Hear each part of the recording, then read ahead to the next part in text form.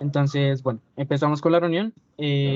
Nuestra investigación va enfocada hacia variables cinemáticas en el ciclismo, específicamente hacia la posición y hacia la trayectoria.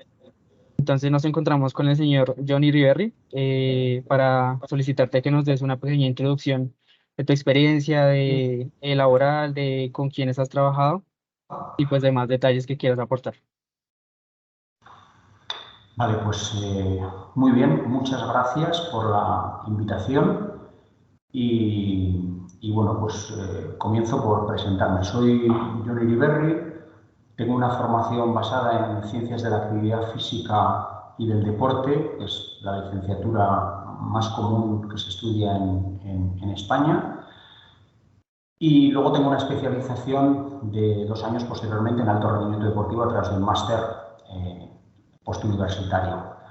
Posteriormente a eso estuve durante un año haciendo un perfeccionamiento y sobre todo focalización en cuestiones de biomecánica y biomecánica del ciclismo concretamente.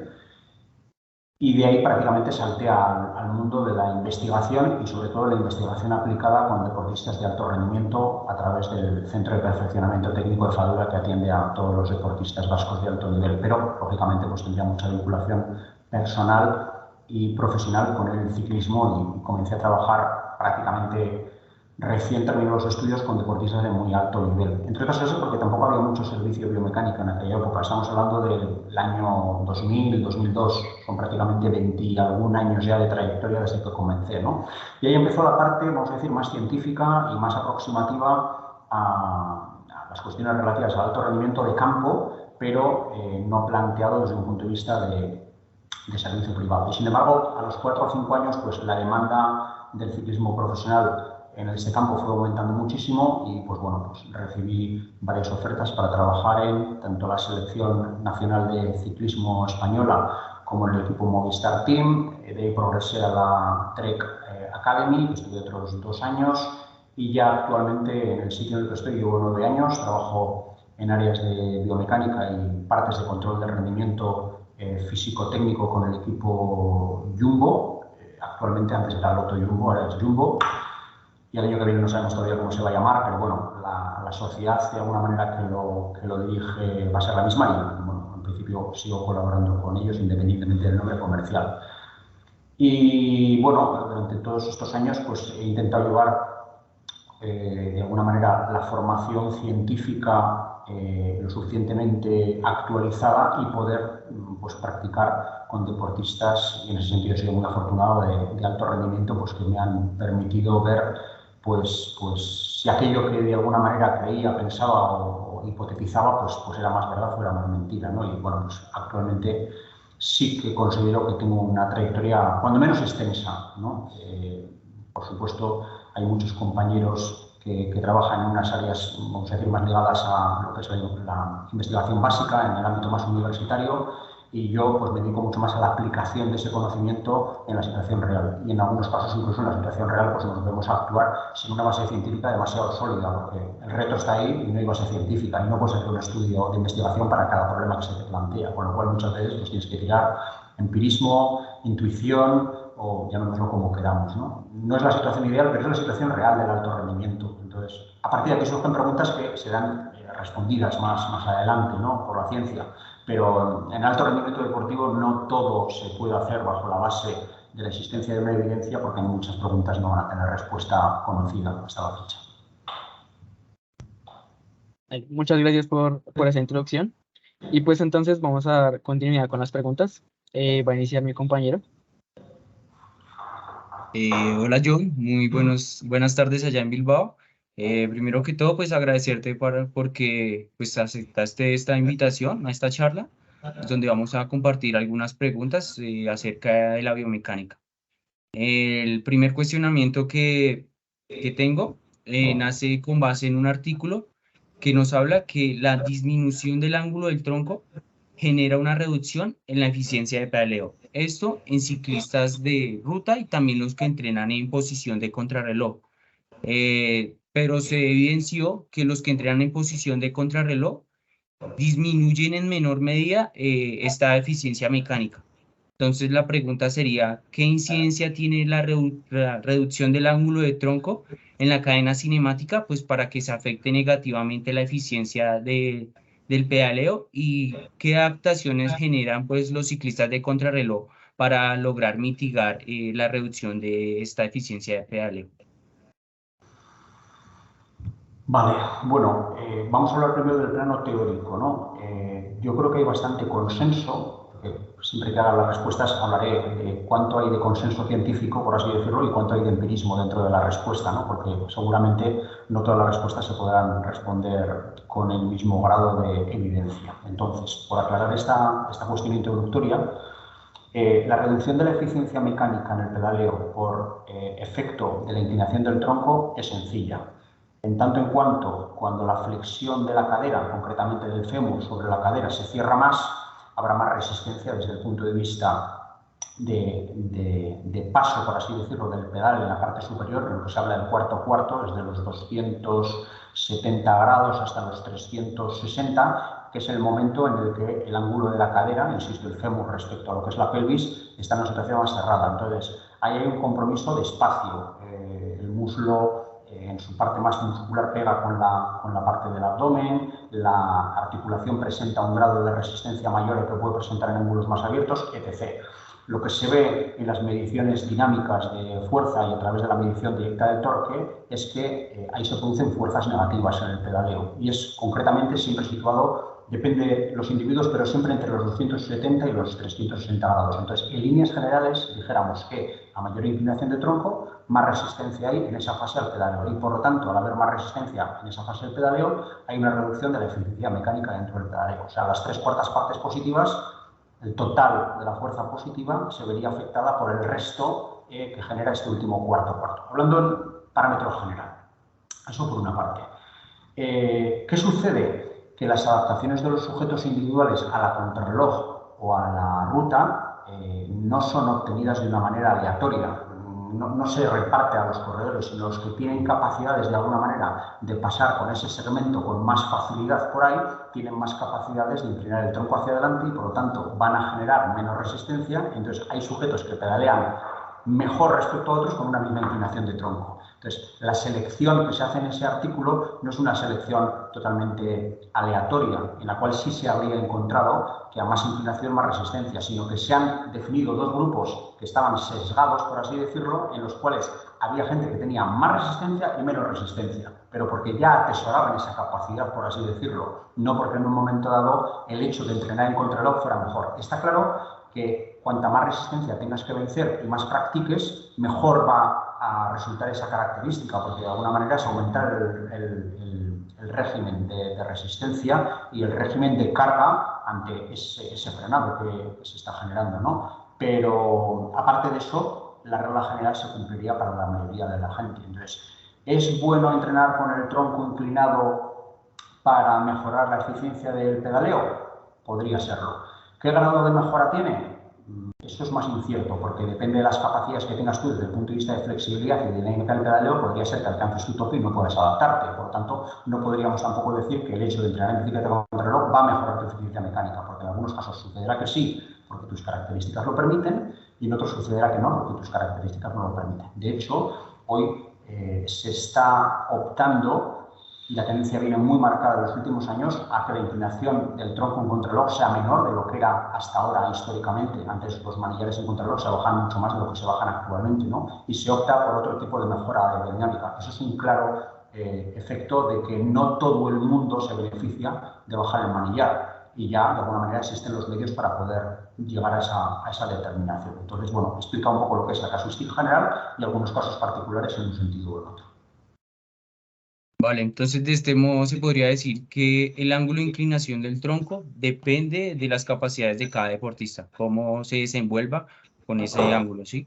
¿Cómo podríamos modificar este ángulo de inclinación? Si sería de pronto modificando el manubrio o con la altura del sillín, o ya sería más con ejercicios propios para el deportista o ejercicios de flexibilidad. Bueno, has mencionado algunos que querían modificar este ángulo directamente. de alguna manera, si subes y bajas el manillar, subes o bajas el sillín, se va a modificar el ángulo de la espalda. La pregunta sería, ¿pero esto es un efecto positivo o es un efecto negativo? ¿De acuerdo? Porque una cosa es la afectación mecánica, que es obvia, la espalda iría más inclinada si bajas el manillar, pero esto no quiere decir que sea directamente bueno. Estamos de acuerdo hasta este punto. Por lo tanto, habría que plantearse hasta qué punto un ciclista puede bajar el manillar sin que su eficiencia mecánica de pedaleo se vea afectada. Sería la pregunta más correcta, ¿no? Entonces, llegados a este punto, podríamos decir, bueno, pues efectivamente puede bajar el manillar mientras su eficiencia de pedalea a nivel mecánico no esté comprometida. Esa sería la respuesta correcta. La altura del sillín no debería de afectar sobre este parámetro, porque la altura del sillín va a estar mucho más relacionada y condicionada por la extensión de la cadera, la rodilla y el tobillo. Por lo tanto, ahí no puedes jugar para afectar al tronco, sino que partiendo del ajuste cinemático de la parte trasera del ciclista o del tronco inferior, pasarías del tronco inferior y lo que haría sería alargar y bajar el manillar, que serían las dos cuestiones que harían que el tronco se inclinase más, hasta que la eficiencia mecánica y la ergonomía no estarían comprometidas. Eso sería un poco lo correcto. Los ejercicios de fuerza realizados externamente a la bicicleta, salvo que el sujeto esté en una condición física francamente mejorable y que no sea realmente buena, no van a tener una incidencia demasiado grande sobre la posición del tronco. ¿Por qué? Porque el tronco lo determina sobre todo el esquema corporal. Como tú te hayas de alguna manera entrenado y acostumbrado a llevar la espalda a la bicicleta, salvo que recibas una corrección externa a nivel postural, va a ser muy difícil que porque hagas muchos abdominales o hagas muchos dorsales o hagas muchos lumbares, esa posición vaya a cambiar de manera manifiesta. Porque el problema no es tanto la fuerza máxima que necesitas para mantener la posición de la espalda, sino cómo organiza los músculos de la espalda tu cerebro cuando estés montando en bicicleta. Y eso no solo depende de la fuerza máxima, sino que depende del control motor, que a su vez depende de la fuerza, pero no de la fuerza máxima o de la fuerza resistencia, por así decirlo. Entonces, con esto no quiere decir que los ejercicios no tengan que hacerse, pero no con el objetivo de que la posición de la espalda vaya a mejorar o vaya a alterarse de alguna manera por el hecho de hacer esos ejercicios, que era el objeto de vuestra pregunta. Y hay un factor que no habéis mencionado, pero a mí me parece clave en todo esto, y es el ángulo de salida que va a marcar la vértebra S1, el sacro, a nivel de base de la columna, respecto a lo que es el resto de L5, L4, L3. Entonces, lo que se llama la anteversión, retroversión de cadera, que está condicionada por el ángulo en el cual el hueso de la pelvis se apoya en el sillín, va a ser determinante de la posición de la espalda. Y esto sí que es claramente contaminante desde un momento, de tal manera que cuando bajas la punta del sillín es más fácil angular la espalda hacia adelante, y cuando levantas la punta del sillín, por ejemplo, la espalda entra, vamos a decir, en una posición más tifótica, fruto de la retroversión de la propia cadera. Entonces, bajo este punto de vista, lo que podría ser recomendable en un momento dado es encontrar la inclinación del sillín lo suficientemente buena y óptima para que la inclinación de la espalda, en este caso, vaya al lugar correcto que nosotros queríamos llevarla sin necesidad de alterar ningún parámetro externo, ¿de acuerdo? Simplemente por puro apoyo de la pelvis sobre el sillín. Como los sillines planos no permiten una gran variabilidad desde el punto de vista de inclinación, porque la cadera no va totalmente fija sobre el sillín, sino que tiene una oscilación, vamos a decir, lateral, si el sillín es plano, es posible que te acabes escurriendo hacia adelante y resulte incómodo. Lleves un buen ángulo de espalda, pero una mala estabilidad de pelvis, con lo cual no sería un buen resultado. Sin embargo, los sillines que tienen lo que nosotros denominamos silla de montar, que quiere decir que a lo largo de lo que es el perfil del sillín permiten que la diferencia entre la parte trasera y delantera del sillín responda a una concavidad que recoja la propia convexidad del hueso de la pelvis, hace que son los sillones ideales para poder alterar la posición de la pelvis sin que se produzca inestabilidad por parte del ciclista. A mí me parece, pues el método al menos que utilizamos más habitualmente para conseguir que una pelvis, por ejemplo, muy verticalizada, que nos pasa en el ciclismo profesional y que generalmente genera problemas en la espalda baja por sobreutilización del cuadrado lumbar, pueda rotar hacia adelante y esa pelvis vaya más relajada, vaya más descansada. Y el sistema que utilizamos normalmente es pasar de un sillín plano a un sillín con silla de montar y que podamos variar esa inclinación del sillín y, por tanto, la inclinación de la cadera que, como decía, afectará a la inclinación del tronco. Vale, muchas gracias. Bueno, ya hablamos acerca de algunos ajustes o algunos ángulos respecto, por ejemplo, a la espalda, la cadera. Y yo quiero introducir el tema de la variabilidad de diferentes segmentos corporales en el gesto de pedaleo.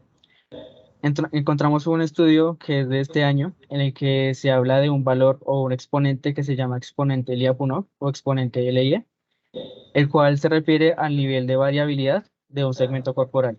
Si este valor se encuentra que es alto, va a haber mayor oscilación en los segmentos corporales, lo cual en su extremo es malo porque se traduce en mayor resistencia aerodinámica, en mayor utilización de energía. Y por el otro lado, si se encuentra que es un valor muy bajo, va a haber una rigidez que también va a ser, pues, va a representar un bajo, pues, rendimiento en la gestión de pedaleo.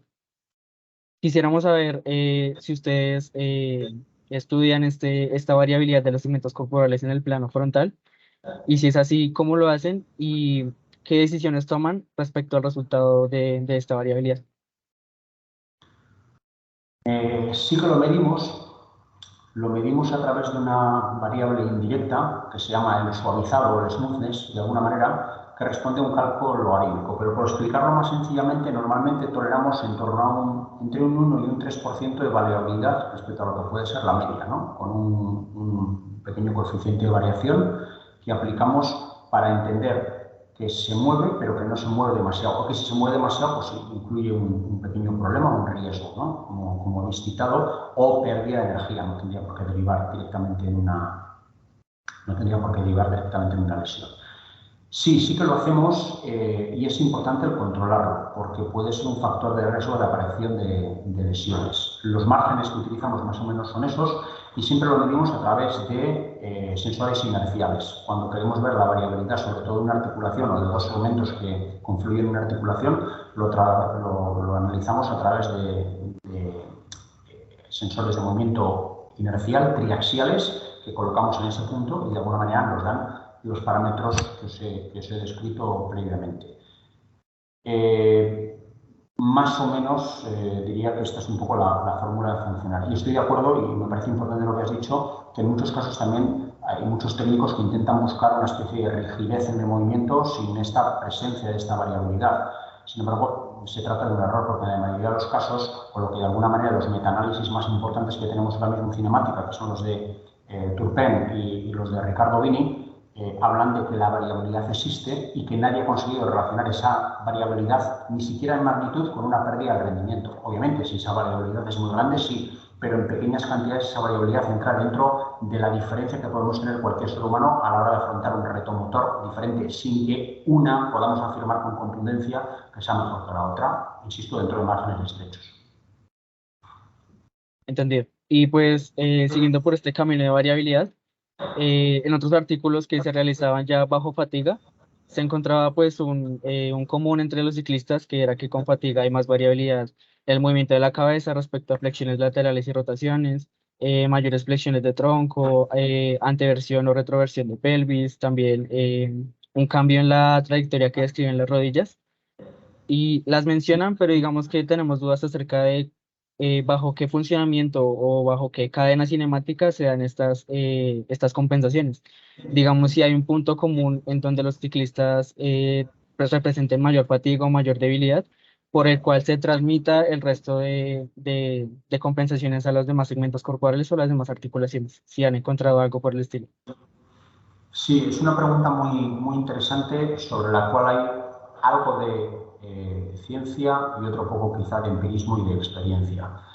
En realidad, de lo escrito y de lo descrito, diría que la parte central que de alguna manera alerta de que el movimiento y de que esa variabilidad está aumentando fruto de la intensidad, fruto de la fatiga o fruto de cualquier otra variable, sobre todo se concentra en los movimientos de la cadera.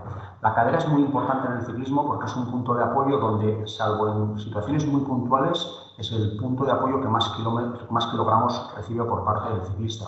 Entonces, aparte de que es la conexión entre las piernas y el tronco, y se supone que para pedalear lo único que hay que mover las piernas sin mover el tronco, al menos desde un punto de vista teórico, lo que sucede con la fatiga y con la intensidad es precisamente que ya no eres capaz de estabilizar el tronco cuando estás moviendo las piernas porque ayudas, balanceas, compensas, podemos describirlo de muchas maneras, con el tronco los movimientos de las piernas porque las piernas empiezan a no ser capaces de desarrollar aquello que se les pide. Esto tiene consecuencias de todo tipo, que ninguna son buenas, obviamente, ¿no? Pero no existe ninguna otra manera de compensarlo en ese momento más que moviendo el tronco. Si no se les dejaría mover el tronco a esos ciclistas, no podrían alcanzar el nivel de intensidad que alcanzan. También es una circunstancia puntual. en la mayoría de los casos, pues solo cuando alcanzas intensidades realmente altas te mueres. Entonces, yo le daría mucha importancia, porque así lo demuestran de alguna manera los estudios y los datos que nosotros manejamos, es que los movimientos de la cadera, sobre todo el movimiento de oblicuidad, el movimiento de rock, el movimiento lateral y el movimiento anteroposterior, los que generan un rango más llamativo y que antes empiezan a mostrar variabilidad, antes incluso, por ejemplo, que el movimiento lateral de las rodillas, antes incluso que la extensión de los tobillos, antes incluso que la movilidad del propio tronco, y es el mejor sensor o el más sensible a ese tipo de variabilidades. Y cuando comparas la estabilidad total de una cadera con la inestabilidad total de una cadera en el mismo ciclista, te das cuenta que puede multiplicar tranquilamente por 3, por 4, por 5 el rango de movimiento. O sea, se mueve mucho más cuando se mueve que cuando no se mueve. Por lo tanto, me parece un buen indicador porque es, además, razonablemente sencillo de medir.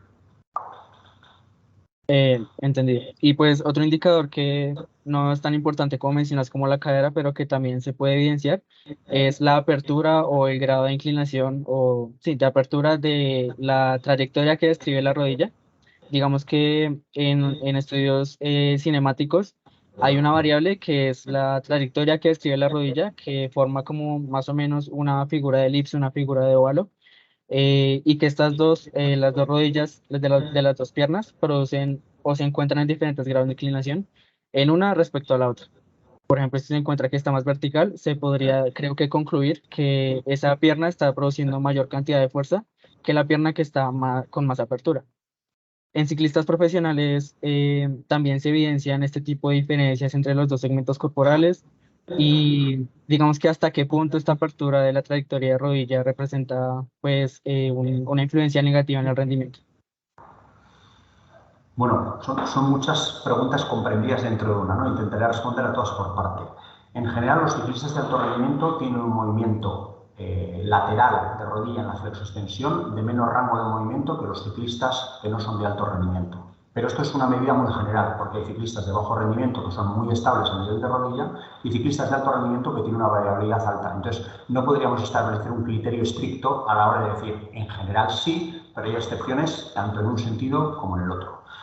En principio, la recta perfecta, como has dicho, de flexoextensión en la rodilla a través de una rótula que bajaría y subiría perfectamente verticalizada, no es el ideal del movimiento. Y no lo es porque en el movimiento de flexoextensión de rodilla combinado con flexoextensión de tobillo, hay una rotación a nivel de peroné y tibia. Esta rotación hace que la rodilla vaya a sufrir movimientos de equilibración, por así decirlo, o desequilibración de esa propia rotación, que es inherente a la flexoextensión. Entonces, una rodilla que sube y baja exactamente por el mismo punto tampoco es una rodilla sana y es una rodilla que esté funcionando de manera correcta, por responder a otra de las cosas que has dicho.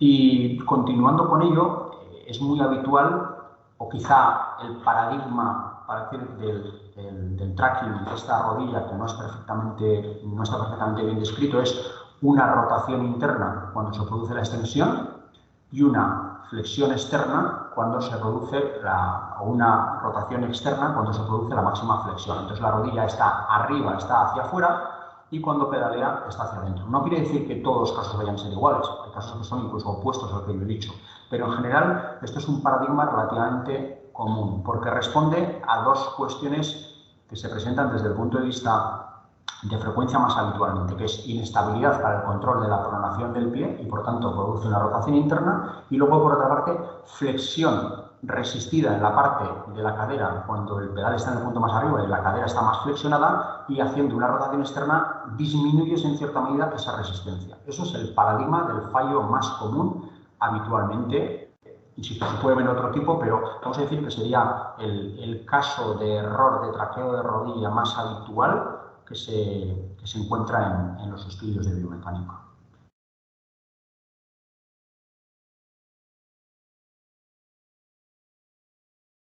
Listo. También, como pues es evidente, como días, pues, se ha sabido que hay una notable variedad de diseños de pedales. Eh, Estos diversos pedales que nos brinda el mercado nos generan diferentes tipos de superficies de apoyo y de rangos de movimiento lateral. ¿De qué manera la cinemática del pedaleo entre los diferentes tipos de pedales pueden llegar a repercutir efectos de rotación medial o lateral de la rodilla, analizándolo desde un plano frontal. Bueno, pues es una pregunta muy interesante y compleja, porque podría resultar tentador el utilizar un sistema de pedaleo que restrinja de alguna manera la posibilidad de rotación de la rodilla y la posibilidad de rotación de la propia zapatilla para que esa rodilla al menos se mueva menos, pero el problema es que quizá lo restringes en exceso y esa rodilla necesita moverse, como he explicado en la respuesta anterior, por cuestiones de orden fisiológico en la flexoextensión. Y sin embargo, el sistema de pedaleo que le estás proporcionando, el sistema de calas fijas, que se ha llevado históricamente, nace en el año 85, año 90, pues no permite ser esto. Antes que verse afectada la parte cinemática, o vamos a decir como consecuencia de ello, probablemente lo que vas a generar va a ser problemas en las rodillas desde el punto de vista de sobrecargas en la parte de la cara interna y en la cara externa de la propia rodilla. Tanto la inserción de la pata de gancho como la inserción de la cintilla iliotibial van a sufrir porque va a haber fuerzas de cizalla que de alguna manera no pueden ser compensadas con el movimiento del pie. Entonces, como he explicado antes, la tibia y el peroné se quieren mover, pero la cala fija no les deja moverse en la flexoextensión. Y eso va a generar problemas, va a generar sobrecargas, sobre todo a nivel distal de esos dos puntos. Entonces, la cara interior y la cara exterior de la rodilla van a molestar. Por lo tanto, para cuando vas a medir si la rodilla se mueve más o si la rodilla se mueve menos, ya está sufriendo un efecto de sobrecarga, por así decirlo, sobre esa estructura, y es probable que esa estructura derive en una lesión. Por lo tanto, en principio, la mayoría de los ciclistas, incluso no siendo de alto rendimiento, te diría que son más o menos conscientes, tal poca práctica, no hace falta que sean ciclistas expertos, de saber si el grado de movilidad que tienen en la cala es el correcto, necesitan más o necesitan menos. Aunque sea solo por ensayo-error, cuando prueban unas calas o prueban las otras, son capaces de decir que si van más cómodos o van más incómodos. Y la incomodidad de la rodilla por efecto de que la cala no se mueva, la detecta prácticamente todo el mundo. Hay gente que es capaz de llevar las calas totalmente fijas y que es capaz de hacer ese óvalo de manera muy estrecha y que no sufre ningún problema por ello. Pero eso obliga a que tenga perfectamente controlada la función flexosensora y que no genere fuerzas de cizalla. Pasa en muy pocos casos. Es cierto que los ciclistas de alto nivel podría parecer que necesitan menos rango de movilidad porque tienen más sistematizada la flexoextensión y fruto del aprendizaje con menos rango de movilidad podrían moverse y que quizá los ciclistas aficionados que tienen menos mecanizado el movimiento necesitarían más rango. Es una relación que puede ser genérica pero quizá no sea significativa. No quiere decir porque seas un ciclista de alto nivel no vas a llevar movilidad en los pedales y porque seas un ciclista de poca experiencia tienes que llevar movilidad. No, yo he visto casos en sentido contrario en los dos, pero sí que hay cierto grado de lógica interna y de experiencia en torno a ello, con lo cual podríamos decir que en general esa sería la recomendación, pero que el propio ciclista puede notar a través de la libertad con los pedales si se siente más cómodo o más incómodo. Tan incómodo puede ser el hecho de no poder la rodilla y ser lesivo, como el hecho de que el pie no tenga ningún tipo de estabilidad y que te resulte extraño el pedalear con tanta libertad en el talón y que veas que el talón va para adentro y para afuera, ¿no? Eso hay muchos ciclistas que no les gusta, entonces te están pidiendo que le restrinjas la movilidad de esa rodilla. Eso no es lesivo como tal, pero sí que es incómodo desde el punto de vista de poder aplicar fuerza sobre los pedales, o así lo relatan la mayoría de los ciclistas. Por lo tanto, bueno, me quedaría con ese resumen. Vale, perfecto, muchas gracias. ¿Y qué otros factores hay que tener en cuenta al determinar el factor Q del deportista? ¿Y por medio de qué indicadores prácticos puede determinar que el ciclista no presenta una correcta medida en factores? Vale, vamos a partir de la base, un poco los estudios de Xavier Disley, que es que quizá más ha entrado a analizar el factor Q de manera individual respecto a otras cuestiones, donde queda bastante claro que a menor factor Q llevas en los pedales, mejora la eficiencia mecánica, en líneas generales. Pero ¿cuál es el problema con todo esto? Pues que el factor Q que tú seas capaz de llegar depende fundamentalmente de la capacidad de flexoextensión que tengas en la pierna. El menor factor Q va a aumentar la abducción y la rotación interna de la rodilla hacia adentro y no todo el mundo es capaz de tolerar ese grado de presión. Entonces, si tú estrechas el Q y la rodilla se quiere ir para afuera, estás generando el problema que mencionábamos en la pregunta anterior, unas fuerzas de cizalla. Entonces, En líneas generales podríamos decir, aquellas personas que tengan un grado de rango de movimiento y flexión de cadera bueno y sean capaces de llevarse la rodilla prácticamente hasta el pecho en flexión, seguramente van a poder utilizar Qs más estrechos.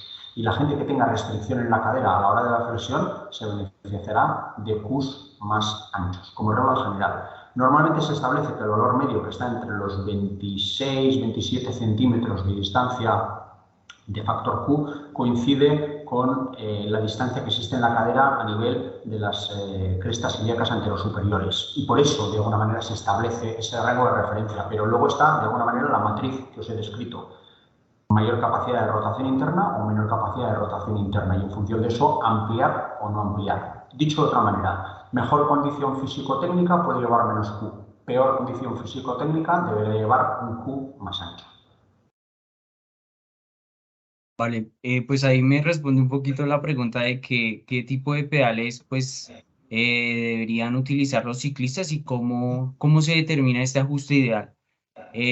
¿Lo deberíamos hacer basándonos netamente en la evidencia científica que ya está como establecida? ¿O pues ya se tienen en cuenta son las características propias de cada sujeto? Yo me iría más, en este caso, por la respuesta empírica, atendiendo a las características físicas de cada uno de los sujetos. Y cuando hablo de físico, hablo del físico técnico, porque en muchos casos también hay corredores que tienen unas grandes condiciones físicas, pero sin embargo sus parámetros técnicos no son todos los buenos que deberían de ser desde el punto de vista de control motor del movimiento. Entonces, nosotros, por ejemplo, en el equipo utilizamos el sistema de pedales Speedplay, que es el que nos genera la posibilidad de tener desde la restricción máxima de movimiento y más cercanía del eje a la suela de la zapatilla hasta un pedal que es prácticamente lo más parecido a un pedal liberado.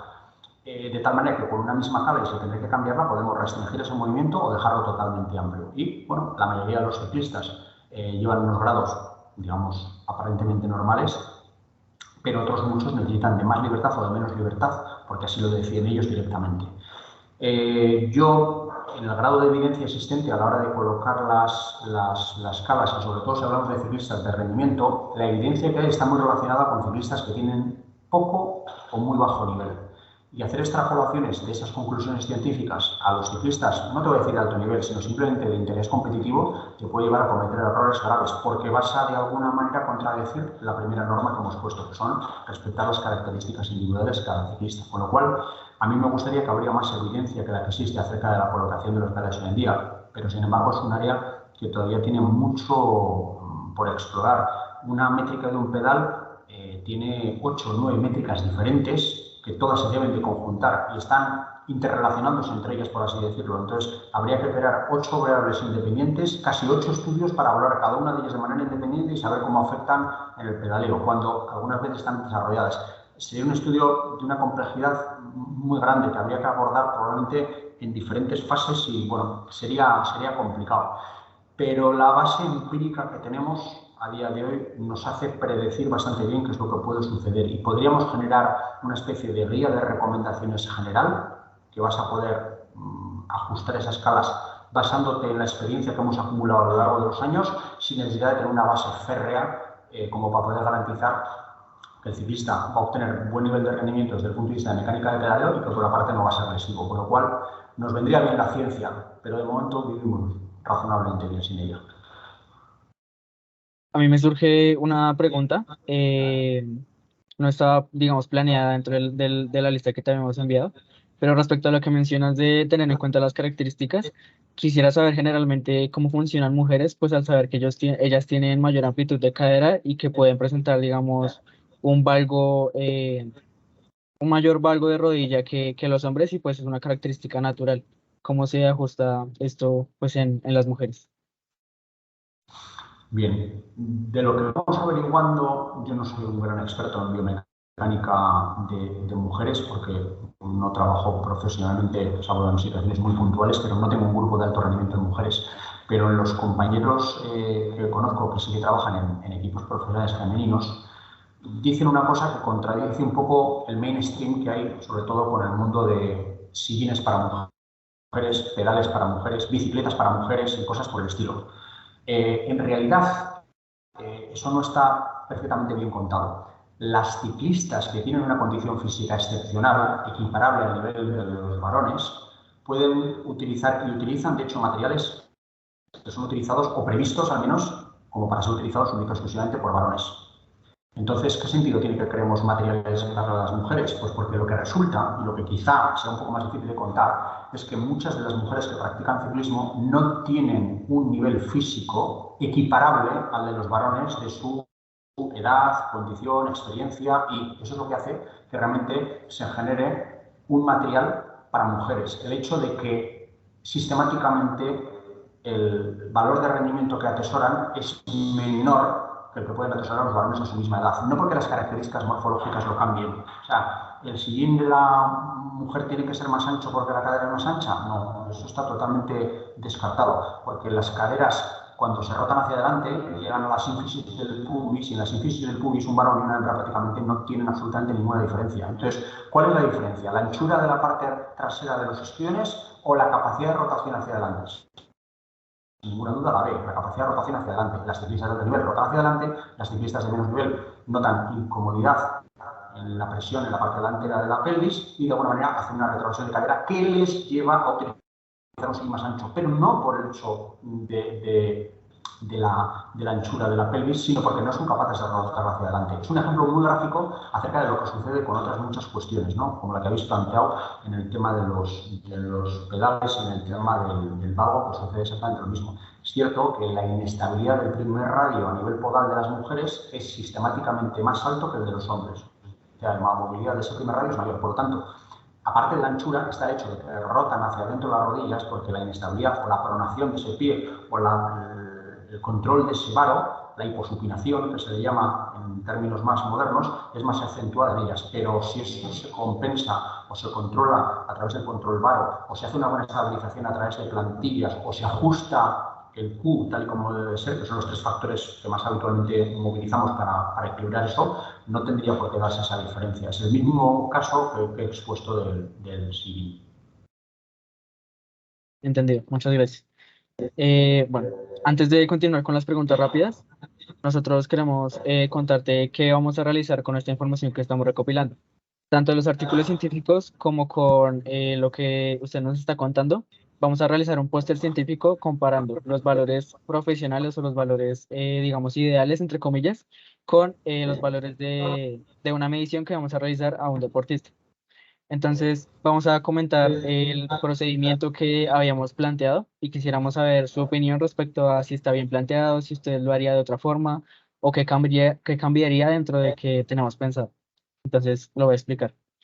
Vamos a realizar un calentamiento de 10 minutos con los watts que normalmente calienta el deportista y durante 5 minutos posterior a esto se van a aumentar 25 watts cada minuto para, digamos, hacer un simulacro de la intensidad que se va a manejar durante la prueba.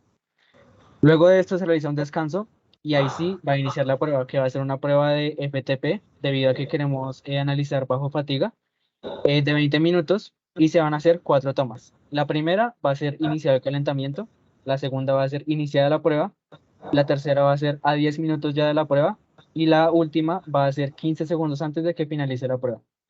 Y pues esto para medir, como ya mencioné, las características o cómo va cambiando según el nivel de fatiga que presenta el deportista.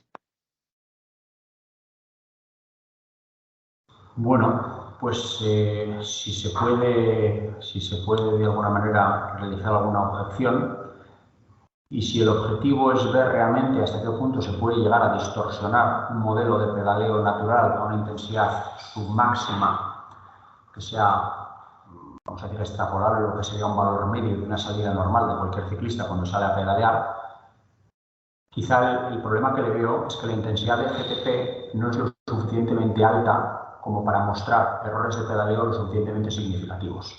Entonces, la intensidad del FTP es una intensidad que se supone que es un Pmax de 20 minutos,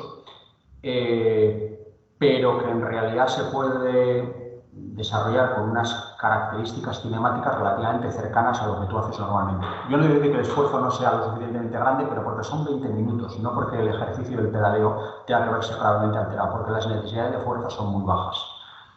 A medida que tú aumentas las necesidades de fuerza de ese pedaleo, es cuando empiezan a aparecer los fallos. Entonces yo os recomendaría que como mínimo, os meteríais en esfuerzos que estén cercanos al consumo máximo de oxígeno o a la Pmax estimada de ese ciclista. Y que podrían ser incluso valores que pueden estar en los 2 newtons por kilogramo y metro de intensidad. Si no queréis entrar en valoraciones fisiológicas y queréis circunscribiros simplemente a eso, prevéis cuánto puede ser 2 newtons por metro por kilogramo, y un valor de 2 es un valor altísimo en fuerza, es una fuerza casi cercana a un sprint relativamente máximo. No van a poder aguantar mucho tiempo pedaleando ahí, pero en realidad ahí es donde vas a ver los fallos del pedaleo, porque ahí es donde realmente la gente va a pedalear hasta el límite de sus posibilidades mecánico-fisiológicas, y ahí es donde vais a encontrar errores relativamente graves. Os digo esto porque nosotros estudios de estas características hemos realizado bastantes, aunque no hayamos publicado algunos de los datos que hacemos, y en las pruebas de consumo de oxígeno de carácter escalonado vemos que solo al final de la prueba algunos ciclistas manifiestan errores en el pedaleo desde el punto de vista cinemático. Entonces, un 20 FTP que está claramente en cuanto a intensidad por debajo de lo que puede ser el consumo máximo de oxígeno, podría estar en torno a un 90% o algo por el estilo, es posible que no veáis encontrar ninguna diferencia y que la conclusión del estudio sea, bueno, pues para pedalear bien o pedalear a FTP tampoco hay tantas diferencias, efectivamente, porque los fallos no vienen dados por ese FTP. No quisiera desanimaros con el protocolo, pero de aparecer algo, aparecería a partir del minuto 15 o el minuto 20, si es que realmente se ha hecho un protocolo en el cual haya llegado la fatiga en ese momento, porque la gestión de los 20 minutos depende mucho de cuánto sepas hacer tu tesis de FTP. Y hay gente que empieza muy fuerte y termina muy mal, hay gente que se recupera entre medias y luego lo hace al final. Entonces, claro, la gestión de esa potencia durante los 20 minutos va a determinar que el pedaleo podría ser incluso mejor al final que al principio, porque empezó de manera muy conservadora y solo apretó en los últimos 5 minutos porque no quería sufrir. ¿Cómo lo controlas? No puedes dentro del estudio. Entonces, yo recomendaría que fuera una prueba all out y que fuera suficientemente exigente para decir, o lo haces o no lo haces, pero no puedes gestionar, vamos a decir, el esfuerzo para engañarnos y parecer que pedalear a esta intensidad y la otra no va a tener variaciones, porque no las va a tener realmente. Otra cosa es que veáis un FTP de 20 minutos después de 5 horas de pedaleo. Ahí la cosa cambia. ¿Por qué? Porque después de 5 horas de pedaleo, cuando realmente has consumido 4.000 o 5.000 kilocalorías, estos 20 minutos de FTP son realmente muy duros y realmente sí que vas a cometer errores, pero no es el caso del protocolo y probablemente es una locura mandar a alguien a hacer 5 horas para que luego miras el FTP como el pedaleo de alguna manera se varía, ¿no? Pero os doy esas dos opciones. Una, o medís el pedaleo en un estado de gran fatiga y la intensidad igual es menos importante, o realmente le quitéis intensidad al ciclista, porque si no, no vais a encontrar diferencias cinemáticas con el pedaleo normal.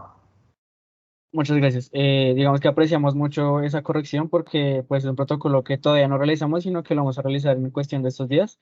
Entonces, de verdad agradecemos mucho la corrección. Y pues ahora sí, vamos a iniciar con las preguntas rápidas ya para pues finalizar el encuentro. Listo. Entonces, las preguntas rápidas. La primera sería, ¿cuáles son los principales ángulos que cree que se deben tener en cuenta para la evaluación cinemática de un ciclista? Bueno, no sé si el orden, vamos a decir, es jerárquico totalmente el que voy a decir, pero sí que voy a citar lo que es lo más importante. La cadera tiene que ser medida en 3 ángulos: inclinación hacia adelante, rotación y oblicuidad, ¿de acuerdo? Las 3D de la cadera. Esas 3 variables cinemáticas son importantes.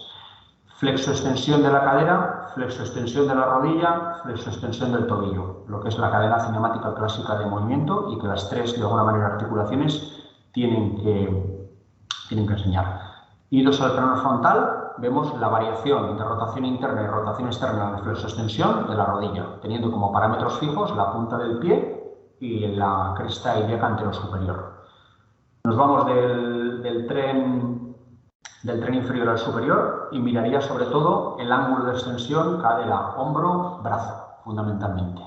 Y ya para que sea bueno, miraría lo que es la organización de la columna vertebral respecto a lo que es la inclinación del sacro. O dicho de otra manera, si la espalda es recta, estifótica o lordótica, o la configuración. No es una medida cinemática al uso, pero de alguna manera sí habla de cuál es la configuración de esa espalda, entendiendo que una espalda que tenga un ángulo de salida como continuación a lo que es la pelvis sería lo ideal, y todo lo demás son compensaciones de la espalda a una mala posición de pelvis. Con eso estaría bien.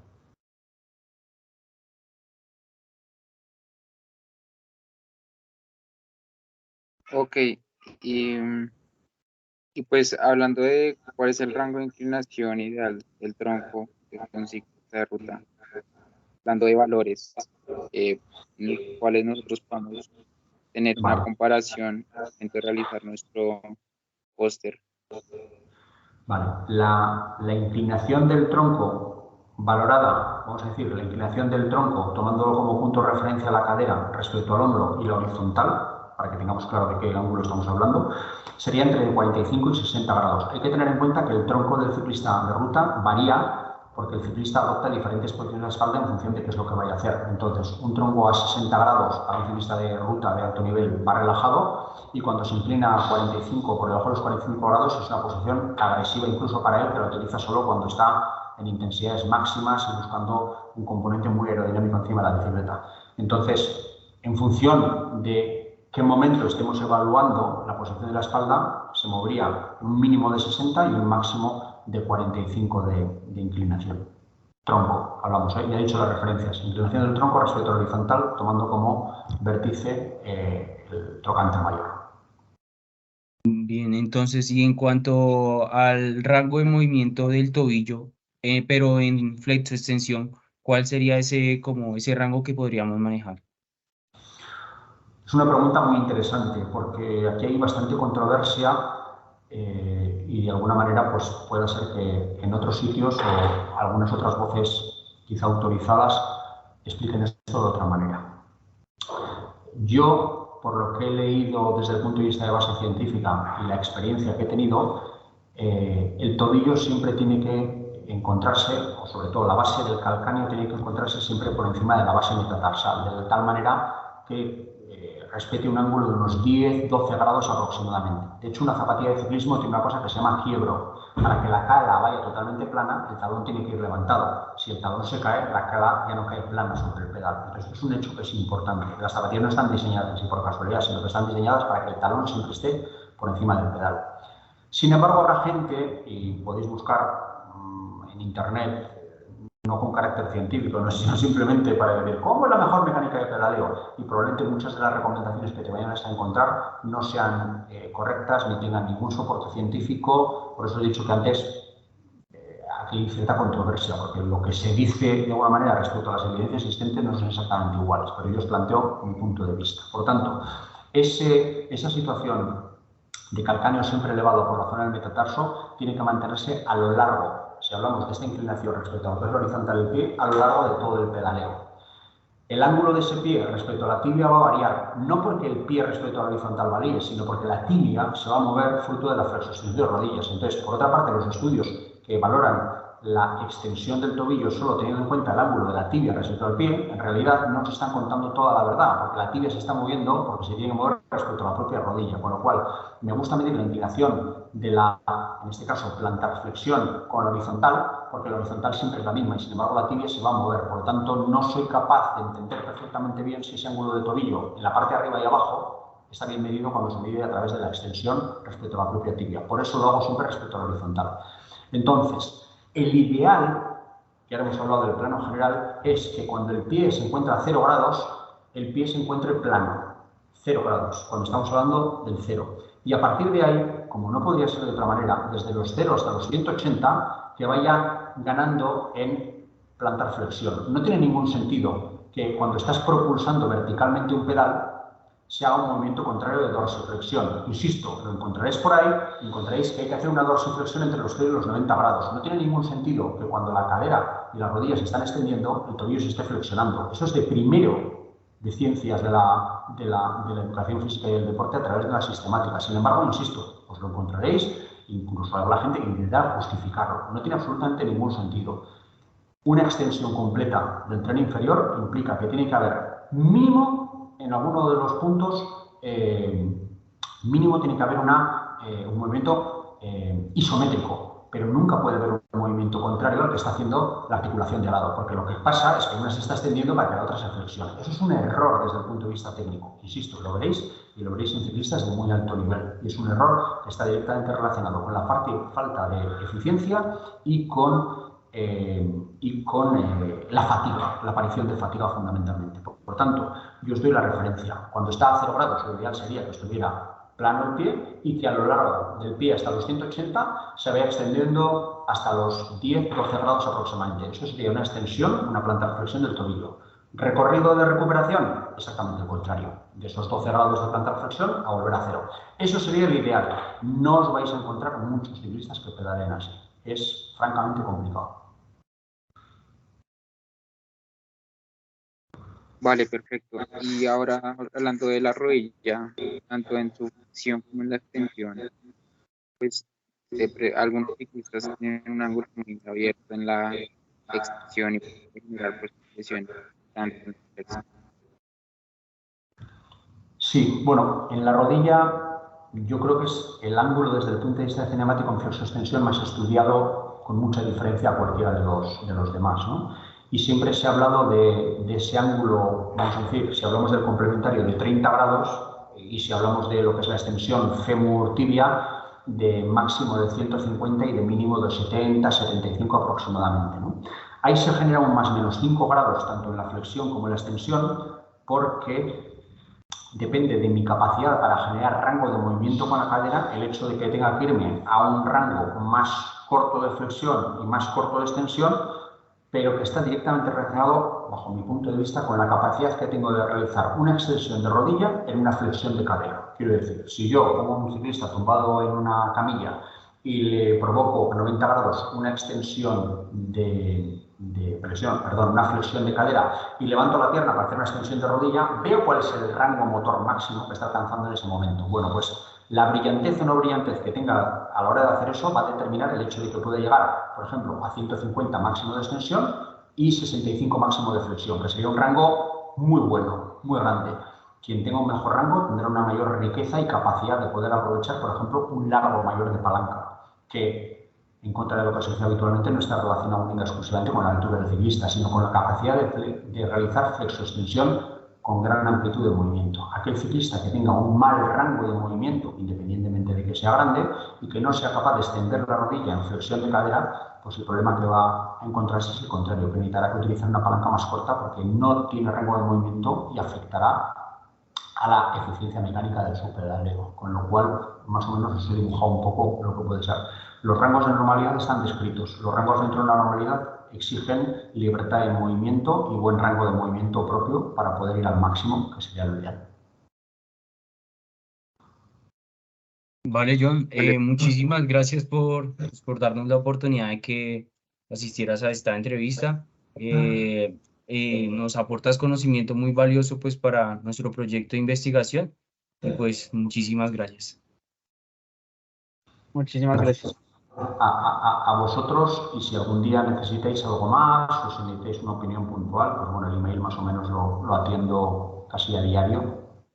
Entonces, para cualquier cosa, quizá de las que he dicho, que lo habéis explicado muy rápido o no se me ha entendido bien lo que quería decir, o dónde está la referencia bibliográfica que dices que hay para decir esto, pues tampoco tengo ningún problema porque las mayorías de las que he citado hoy me las conozco casi de memoria, ¿no? Al autor, al año de publicación y la revista.